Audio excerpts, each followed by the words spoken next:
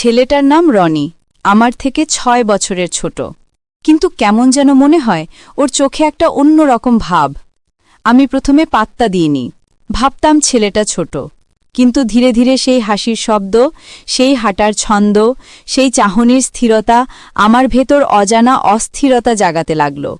বিকেলে যখন আমগাছের ছায়ায় কাপড় শুকোই, দেখি ওর দৃষ্টি আমার গায়ের দিকে আসে, আবার সরেও যায়, এমনভাবে যেন কিছু লুকোচ্ছে, অথচ লুকোচ্ছে না।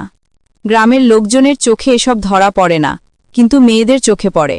আমি জানি, ও জানে। ও যখন মাঠ থেকে বল আনতে আসে, আমার উঠোনের পাশে থামে, বলে, আপা, পানি দিবেন? আমি বলি, নিজেই নাও। কিন্তু মনে মনে কেমন একটা কাঁপন উঠে। একদিন মা বলল, রনি বড় ভালো ছেলে। ওর মা বলছে ও এখন কাজে নামবে। আমি হেসে বলেছিলাম, ও তো এখনো ছোট। কিন্তু অন্তরে জানতাম, ও ছোট নয়। ওর চোখে যে দৃষ্টি, তা আর শিশুর না। এক বিকেলে আমি চুলে তেল দিচ্ছিলাম, হঠাৎ পেছন ফিরে দেখি বাঁশঝাড়ের আড়ালে ও দাঁড়িয়ে, চোখে বিস্ময়। আমি চমকে উঠেছিলাম, কিন্তু কিছু বলিনি, বরং মনে হলো ওর চোখে নিজেকে দেখতে পাচ্ছি, যেন আমি ওর প্রতিফলন। সেই দিন থেকে সন্ধ্যার পর আমি উঠোনে কম বের হই, তবু ওর হাসি, ওর হাঁটাচলা আমার বুকের মধ্যে কোনো এক নদী বইয়ে দেয়, যার স্রোত থামে না। রাতে ঘুমাতে গেলে ওর কণ্ঠ মনে পড়ে, ওর সেই ডাক, আপা। সেই আপা শব্দটা এখন কেমন অচেনা আগে। মনে হয় ওর ঠোঁট থেকে বের হলে আপা নয়, অন্য কোনো মানে পায়। আমি বুঝি না কেন এমন হয়, হয়তো আমি নিজেই নিজের উপর বিরক্ত, কিন্তু এই টান অস্বীকার করতে পারি না। ওর চোখে আমি এমন কিছু দেখি, যা আমার স্বামীও কখনো দেখেনি, অথচ আমি তো বিয়ে করিনি।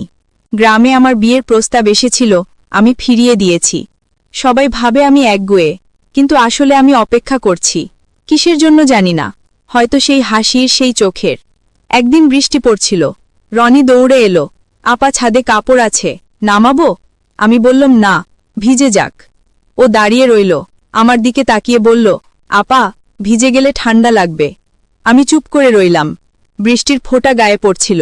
আমি জানতাম সে আমার চেয়ে ছোট, কিন্তু তার চোখে এমন কিছু ছিল যা বয়সকে অতিক্রম করে, যেন সেই দৃষ্টি আমার সমস্ত প্রতিরোধ ভেঙে দিচ্ছে।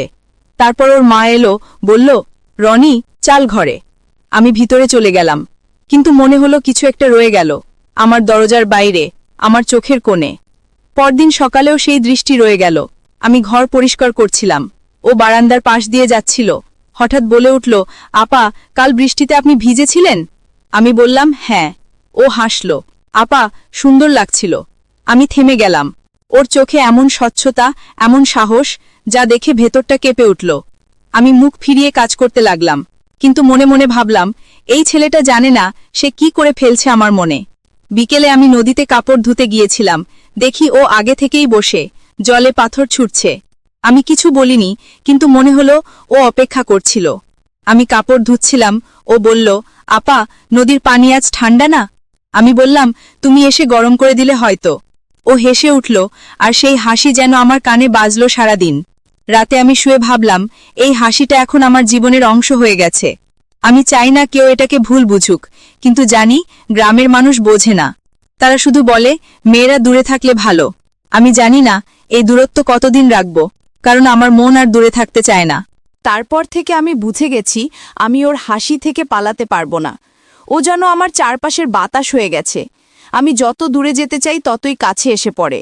রনি এখন প্রায়ই আসে, কখনো কোনো অজুহাতে, কখনো বিনা কারণেই, কখনো বলে, আপা, মশলার হাঁড়িটা দিতে পারেন?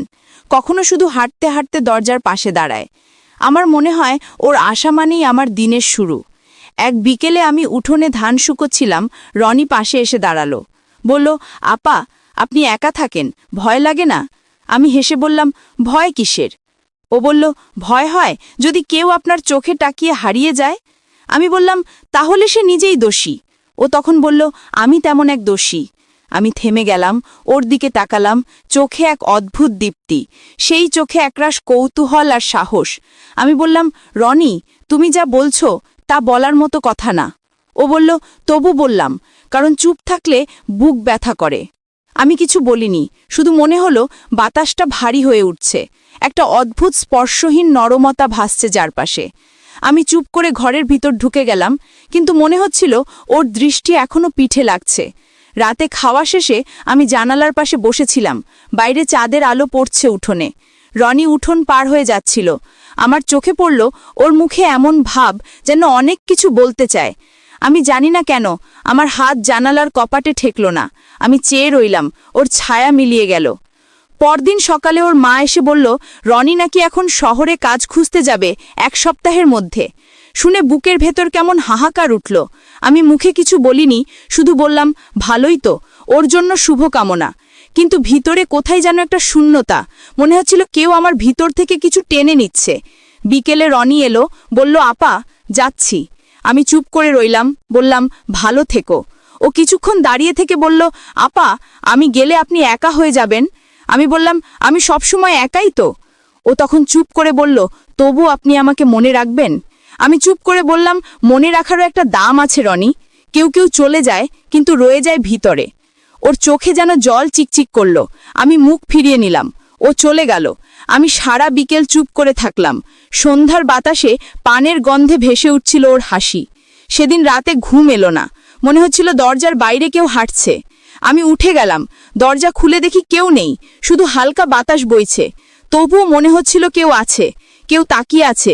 সেই দৃষ্টির ভেতর আমি নিজেকে খুঁজে পেলাম। সেই রাতেই আমি বুঝে গেলাম ও আমার ভেতর গেঁথে গেছে। ওর অনুপস্থিতি এখন ওর উপস্থিতির চেয়েও তীব্র। পরদিন সকালে নদীর ধারে গেলাম। দেখি ওর বসার জায়গাটা খালি, পাথরের উপর ওর নাম লেখা। আমি জানি না কে লিখেছে, হয়তো ও। আমি আঙুল বুলিয়ে দিলাম সেই অক্ষরে, মনে হলো যেন ওর স্পর্শ। আমি হাসলাম, কিন্তু চোখ ভিজে উঠল। সময় গড়িয়ে গেল। ও চলে গেল শহরে। মাঝে মাঝে ওর মায়ের কাছে শুনি রনি এখন ভালো আছে, কাজ শিখছে। আমি হাসি, বলি, ভালোই তো। কিন্তু রাতে শুয়ে ওর কথা মনে পড়ে, ওর হাসি, ওর কথা, ওর সেই চোখ। আমি কখনো বুঝিনি ভালোবাসা এমন হয়, কাউকে ছুঁয়ে না ছুঁয়েও মন ভরে যায়, আবার ফাঁকাও লাগে। একদিন দুপুরে পিয়াল গাছের ছায়ায় বসেছিলাম, তখন হঠাৎ শুনি পরিচিত কণ্ঠ, আপা। আমি তাকালাম, দেখি রনি দাঁড়িয়ে। আমি অবাক, বললাম, তুমি তো শহরে। ও হাসলো, এসেছি একটু দেখতে, কেউ মনে আছে কিনা। আমি বললাম, এমন কেউ কি ভুলে থাকা যায়? ও হেসে বলল, আপনি বদলাননি একটুও। আমি বললাম, তুমি বদলে গেছো। ও বলল, হয়তো, কিন্তু আপনার চোখে আমি এখনো সেই ছোট রনি। আমি কিছু বলতে পারিনি, শুধু চেয়ে রইলাম। বাতাস থেমে গেল, সময় থেমে গেল। মনে হলো আমরা দুইজন একই নদীর দুই পাড়ে দাঁড়িয়ে, কিন্তু পানির ধারা একই। সেই বিকেলটা আজও আমার মনে গেঁথে আছে। ও বলেছিল, আপা আপনি জানেন আমি শহরে থেকেও রোজ সন্ধ্যা এই বাড়িটা ভাবি। আমি বললাম, ভাবার থাকা এক না রনি। ও বলল, তবু ভাবার মধ্যে যে বাঁচা আছে। আমি চুপ করে গেলাম। ও চলে গেল, কিন্তু এবার বিদায় বলে যায়নি, শুধু চোখে কিছু রেখে গেল যা আমি আজও নাম দিতে পারিনি। রনি চলে যাওয়ার পর আমি যেন নিঃশব্দ এক জীবনে ফিরে গিয়েছিলাম। ঘরের দেয়াল, উঠোন, কলসির ঠান্ডা পানি, সব কিছুতেই ওর ছায়া ছিল। কিন্তু যখন ও ফিরে এলো, মনে হলো পুরনো দিনগুলো আবার জেগে উঠেছে। তবে এবার কিছু আলাদা।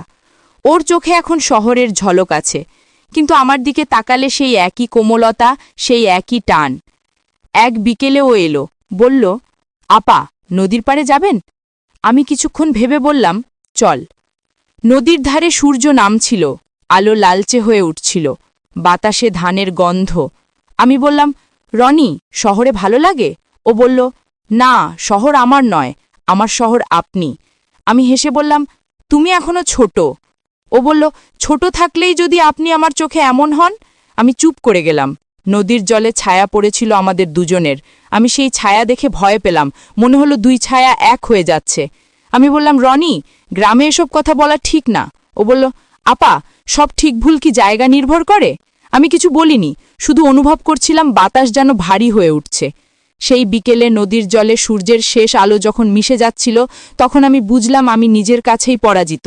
আমার ভিতরের সব প্রতিরোধ গলে যাচ্ছে ধীরে ধীরে। সেদিন রাতে চাঁদের আলোয় উঠোনে বসেছিলাম, হঠাৎ দরজায় টোকা। খুলে দেখি রনি দাঁড়িয়ে, হাতে পানের খিলি। বলল, আপার জন্য এনেছি। আমি হেসে বললাম, রাত অনেক হয়েছে, এখন যাও। ও বলল, একটা কথা বলবো? আমি বললাম, বল। ও বলল, আমি জানি আপনি আমাকে ভালোবাসেন, আপনি বলবেন না, কিন্তু আপনার চোখ বলে দেয়। আমি চুপ করেছিলাম, চোখে চোখ রেখে কিছু বলতে পারেনি। শুধু মনে হলো বুকের ভিতর কিছু নড়ে উঠল। আমি বললাম, রনি তুমি যা ভাবছো তা ঠিক না। ও এগিয়ে এসে বলল, ঠিকই, আপনি ভেবেছেন আমি এখনো ছোট, কিন্তু আমি ছোট নেই আপা। আমি পিছু হটলাম, কিন্তু মন হটে না। সেই মুহূর্তে আমি বুঝলাম যে ভালোবাসা লুকিয়ে রাখলে সে আগুন হয়ে ওঠে। আমি বললাম, যাও রনি, কেউ দেখে ফেললে? ও বলল, দেখুক, আমি কিছু লুকাই না। আমি দরজা বন্ধ করলাম, কিন্তু ওর মুখটা মনে গেঁথে গেল। সেই রাত আমি ঘুমাতে পারিনি। জানালার বাইরে চাঁদের আলোয় ওর ছায়া দেখেছিলাম কিনা জানি না, কিন্তু মনে হয়েছিল কেউ আছে। পরদিন সকালে ওর সঙ্গে দেখা হলো উঠোনে। ও বলল, আপা, রাগ করেছেন? আমি বললাম, না, কিন্তু যা বলেছ তা ভুলে যাও। ও বলল, ভুলতে পারলে আজ আসতাম না। আমি চুপ করে গেলাম। ও চলে গেল। দুপুরে খেতে বসে ওর মুখ মনে পড়ল, মনে হলো ভাত গলায় নামছে না।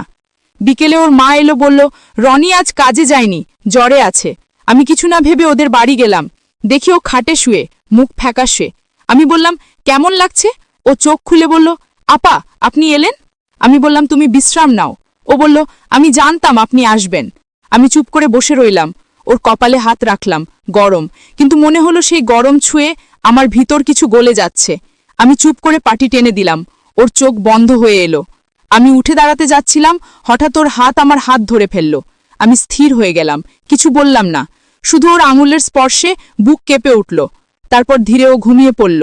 আমি আস্তে আস্তে হাত ছাড়িয়ে বাইরে বেরিয়ে এলাম, কিন্তু সেই স্পর্শ যেন আমার ত্বকে ছাপ রেখে গেল। রাতটায় ঘুম এলো না। মনে হচ্ছিল আমি কিছু লুকোচ্ছি, কিন্তু কার থেকে? নিজের থেকে, না সমাজ থেকে? আমি জানতাম এই ভালোবাসা বলা যায় না, কিন্তু না বললেও তা থেকে যায়, আগুনের মতো, নিঃশব্দে। একদিন রনি ভালো হয়ে উঠল, কিন্তু আমার চোখে অন্য এক আগুন রেখে গেল। এখনো আসলে আমার বুক কেঁপে ওঠে। আমি বলি, রনি, বেশি আসিস না। ও হাসে, আপা, আমি যদি না আসি তাহলে আপনি উঠোনে তাকিয়ে থাকবেন কার দিকে? আমি মুখ ফিরিয়ে নিই, কিন্তু মন ফেরাতে পারি না। এখন প্রতিটি সন্ধ্যা আমার কাছে ওর নামের মতো, নরম, নিষিদ্ধ, অথচ সত্যি। রনি এখন প্রায় প্রতিদিনই আসে, কখনো অজুহাতে, কখনো বিনা অজুহাতে। আমি জানি ওকে নিষেধ করা উচিত, কিন্তু পারি না। ওর চোখে একরকম কোমল জেদ আছে, যা আমাকে ভেতর থেকে নরম করে ফেলে। আমি যত বলি না, ওর একটা আপা শব্দে আমার ভেতরের সমস্ত না গলে যায়। এক বিকেলে আমি উঠোনে মাটি দিয়ে হাড়ি মাছছিলাম। ও এসে বলল, আপা, নদীতে যাবেন? আজ পানির রং নাকি বদলে গেছে। আমি বললাম, আজ যাব না। ও বলল, আপনি গেলে নদীও হাসে। আমি বললাম, তুমি এমন কথা বলো কেন রনি? ও হেসে বলল, কারণ আপনার হাসিতে আমি নদীর রং দেখি। আমি মুখ ফিরিয়ে নিই, তবু মনটা নরম হয়ে যায়। আমি জানি এমন কথায় মানুষ ভেসে যায়, কিন্তু জানি না কেন ওর কথায় আমার বুকের ভেতর স্রোত বইতে শুরু করে। বিকেলের আলোটা ম্লান হচ্ছিল। আমি তখন হাড়ি ধুয়ে উঠছিলাম। ও পাশে দাঁড়িয়ে বলল, আপা, আমি কিছু বলতে চাই। আমি বললাম, সবসময় কিছু বলার থাকে তোমার। ও বলল, না, আজ যা বলবো তা আগের মতো না। আমি চেয়ে রইলাম। ওর চোখে এমন কিছু ছিল যা বলে দিচ্ছিল কথা না বললেও ও অনেক কিছু বলবে। ও বলল, আমি শহরে থাকলেও রাতে ঘুমানোর আগে সব সময় ভাবি, আপনি কি এখন জানালার পাশে বসে থাকেন? আমি বললাম, তুমি এমন কেন রনি? ও বলল, কারণ আমি জানি না আর কাকে ভাবব। আমি কিছু বলিনি, শুধু মনে হলো শব্দগুলো আমার ভেতরে ঢুকে যাচ্ছে। এক বিকেলে বৃষ্টি শুরু হয়েছিল। ও ছুটে এলো, বলল, আপা, ভিজে যাবেন। আমি বললাম, যেতে দাও। ও বলল, আপনি জানেন না বৃষ্টির সঙ্গে আমি কত কথা বলেছি আপনার নামে। আমি হেসে বললাম, তুমি এখন কবি? ও বলল, আপনিই তো আমার কবিতা। আমি চুপ। হঠাৎ বিদ্যুৎ চমকালো। আমি ভয় পেয়ে ওর দিকে তাকালাম। ও বলল, ভয় পেয়েছেন? আমি বললাম, না, শুধু আলোটা হঠাৎ ছিল। ও বলল, আমার চোখেও এমন আলো পড়ে যখন আপনাকে দেখি। আমি আর তাকাতে পারলাম না। ওর চোখে সেই আগুন ছিল যা জ্বালায় না, শুধু পোড়ায় ভেতর থেকে। বৃষ্টি থেমে গেলে ও বলল, আপা, আমি জানি আপনি ভয় পান, কিন্তু আমি ভয় পাই না। আমি বললাম, তুমি ভয় পাও না কারণ তুমি জানো না কত বড় এই পৃথিবী। ও বলল, আমি শুধু জানি এই পৃথিবীতে আপনি আছেন। আমি চুপ করে দাঁড়িয়ে রইলাম। বাতাসে ওর গায়ের গন্ধ, মাটির গন্ধ, বৃষ্টির গন্ধ মিশে এক অজানা অনুভূতি তৈরি করছিল। ও চলে গেলে আমি উঠোনে বসে অনেকক্ষণ ভিজে মাটি ছুঁয়েছিলাম। মনে হচ্ছিল সেই মাটিতেই ওর পায়ের ছাপ।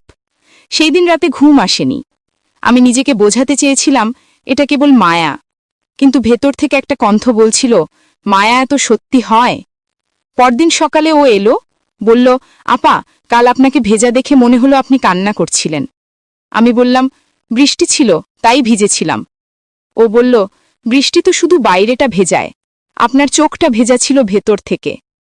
আমি ওর দিকে তাকিয়ে কিছু বলতে পারলাম না। ও চলে গেল। আমি সারাদিন ভাবলাম, ভালোবাসা কি আসলে এমন, কাউকে না ছুঁয়েও প্রতিটি নিঃশ্বাসে ওর উপস্থিতি টের পাওয়া? এক রাতে মা বলল, রনি নাকি আবার শহরে যাবে কিছুদিনের জন্য। শুনে বুকের ভেতর ঝড় উঠল। আমি কিছু বললাম না, শুধু বললাম, যাক। কিন্তু রাতে চুপি চুপি উঠোনে গিয়ে দাঁড়ালাম, দেখি ও দাঁড়িয়ে আছে। ও বলল, আপা, যাব কাল। আমি বললাম, যাও। ও বলল, আপনি থাকবেন তো? আমি বললাম, যেখানে ছিলাম সেখানেই। ও বলল, তাহলে আমি ফিরে আসব। আমি বললাম, কেন? ও বলল, কারণ আপনি আছেন। তারপর কিছু না বলেই ও চলে গেল। আমি দেখলাম ওর পায়ের ছায়া ধীরে ধীরে মাটির সঙ্গে মিশে গেল। আমি চুপচাপ দাঁড়িয়ে থাকলাম। সেই মুহূর্তে বুঝলাম ও এখন কেবল আমার চারপাশে নয়, আমার ভেতরেও বাস করে। রনি আর শহরে গেল না। সবাই ভাবল কাজ পায়নি। আমি জানি ও যায়নি, কারণ আমার চোখে ওর থাকার কারণ লুকানো। আমি কিছু বলিনি, শুধু নিজের ভেতর একটা নিঃশব্দ আনন্দ টের পেলাম। এখনো প্রতিদিন আসে, কখনো কাঁঠাল পাড়তে, কখনো ছাগল নিতে, কখনো কোনো অজুহাতে। আমি জানি এসব অজুহাত নয়, ও আসলেই আমার চারপাশে শ্বাস নেয়। একদিন দুপুরে সবাই ঘুমিয়ে আমি উঠোনে বসে সুতো কাটছিলাম। রনি এসে বলল, আপা, এক কাপ পানি দেবেন? আমি বললাম, নিজেই নিয়ে যাও। ও বলল, আপার হাতের পানি ছাড়া তৃষ্ণা মেটে না। আমি চুপ করে গেলাম। ওর কণ্ঠে একরকম সুর, যা শুনলে মনে হয় পৃথিবী থেমে যায়। আমি গ্লাসে পানি দিলাম, ওর হাত ছুঁয়ে গেল আমার আঙুলে। খুব হালকা, অথচ সেই ছোঁয়া যেন আমার শরীরের প্রতিটি শিরায় বয়ে গেল। আমি চেয়ে রইলাম ওর দিকে। ও ধীরে বলল, আপা, আপনি জানেন আমি এখন আর আপনাকে আপা বলে ডাকি না মনে মনে। আমি থমকে গেলাম। বললাম, কি বললে? ও বলল, আপনি আপা নন আমার কাছে, আপনি আমার মনের মানুষ। আমি কিছু বলতে পারলাম না, শুধু চোখ নামিয়ে রাখলাম। মাটির দিকে তাকিয়ে দেখলাম আমার ছায়া আর ওর ছায়া এক হয়ে গেছে। ওর কণ্ঠে শোনা গেল, আপনি যদি বলেন না, আমি চুপ করে থাকব, কিন্তু মিথ্যে বলবেন না যে আপনি কিছু অনুভব করেন না। আমি মুখ তুললাম, বললাম, রনি, যা ভাবছ তা সমাজ মানবে না। ও বলল, আমি সমাজ মানতে আসিনি। আমি বললাম, তুমি জানো না এইসব কথা কত বিপদ ডেকে আনে। ও বলল, বিপদ তো তখনই হয় যখন ভয় পাই। আমি ভয় পাই না। আপনি? আমি কিছু বলিনি, কিন্তু ভিতরে ভিতরে কেঁপে উঠেছিলাম। সেই বিকেলটা এমন ছিল যেন বাতাসও নিঃশব্দ, পাখির ডাক থেমে গিয়েছিল, শুধু দুটো নিঃশ্বাসে ভরা উঠোন। আমি জানতাম এক পায়ে গলে আর ফেরার পথ থাকবে না, তবু এগোতে ইচ্ছে করছিল। সন্ধ্যা নামলেও উঠোনে এলো, হাতে একটা পুরনো বই। বলল, এটা শহর থেকে এনেছি, প্রেমের কবিতা। আমি হেসে বললাম, তুমি এখন কবিতাও পড়ো? ও বলল, আপনার জন্যই শিখেছি। জানেন কেন? আমি বললাম, কেন? ও বলল, কারণ প্রতিটি কবিতার মধ্যে আপনাকে খুঁজি। আমি চুপ করে গেলাম। ও বই খুলে পড়তে লাগলো, তুমি দূরে থেকেও আমার শ্বাসে মিশে আছো। আমি বললাম, এসব না বলাই ভালো, রনি। ও বলল, ভালো না বললে ভালোবাসা হারায়। আমি চোখ বন্ধ করেছিলাম, মনে হচ্ছিল শব্দগুলো আমার ত্বকের উপর পড়ছে। ধীরে ধীরে আমি বললাম, তুমি বুঝবে না, রনি, মেয়েরা এত সহজে ভালোবাসা বলে না, তারা শুধু বয়ে বেড়ায়। ও বলল, তাহলে আমাকেও সেই বোঝা হতে দিন। আমি হেসে ফেললাম। ওর এই সরলতায় মন গলে গেল। রাত গভীর হলে আমি জানালার পাশে দাঁড়ালাম। বাইরে দেখি ও উঠোনে বসে চাঁদের আলোয় মুখ ভাসছে। আমি নিচু গলায় বললাম, যা ঘরে যাও। ও বলল, যাব, কিন্তু আপনি যদি বলেন ভালো থাকো। আমি বললাম, ভালো থেকো রনি। ও বলল, তাহলে থাকব। আমি জানি না এই কথাগুলো কিভাবে এমন ভারী হয়ে গেল, যেন প্রতিটি শব্দের নিচে লুকানো ভালোবাসা, ভয় আর নিষিদ্ধতার নীরবতা।